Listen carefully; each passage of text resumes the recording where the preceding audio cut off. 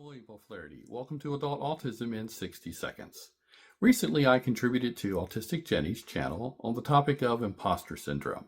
I was one of 9 people who shared their thoughts in 2 minutes or less.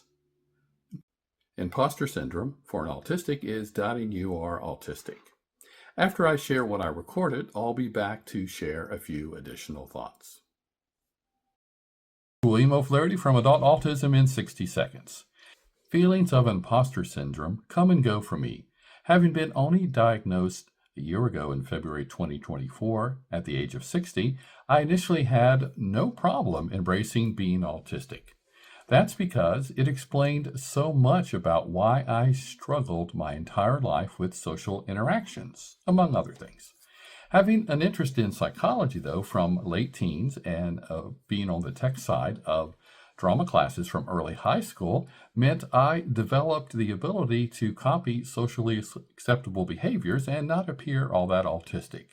Then, being such a high masker, as it's called, meant that there are times when people doubt that I'm autistic. And so it makes me wonder at times, is it just a combination of social phobia, depression, and general anxiety?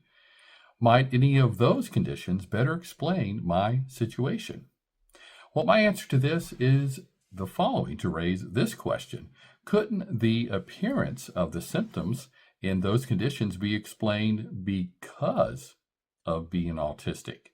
After all, being autistic and not knowing it certainly created a lot of anxiety, depression, and a tendency to avoid social situations in my life. I hope you enjoyed those thoughts, and I encourage you to look in the description for a direct link to the episode on Autistic Jenny's channel that has 9 other perspectives. Finally, here's something that happened to me recently that is an example, however minor, of an autistic trait that frequently comes to surface. While anyone finds details important, autistics like myself tend to get caught up in them, either wanting them or providing too many details.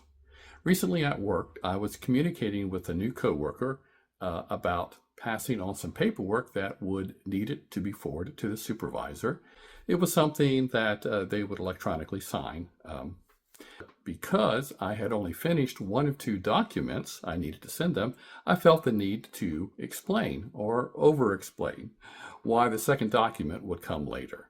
I sent via text as part of my message, I think I'm going to go on my exercise bike in a few minutes. Now, a few days later, my supervisor gave me the feedback that what I mentioned made the female coworker feel uncomfortable. Now, in the spirit of providing too many details, I explained to my supervisor that I was explaining why both documents were not being sent. You may be thinking that both people just need to get over it, that what I mentioned wasn't too big of a deal. And maybe you are correct.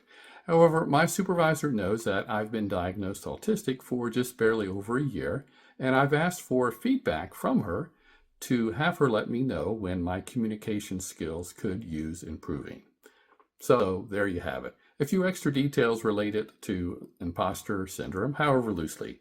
I hope you will consider liking this video and checking out the video from Autistic Jenny's channel to hear 8 other perspectives. Finally, please subscribe to my channel and share my work with others.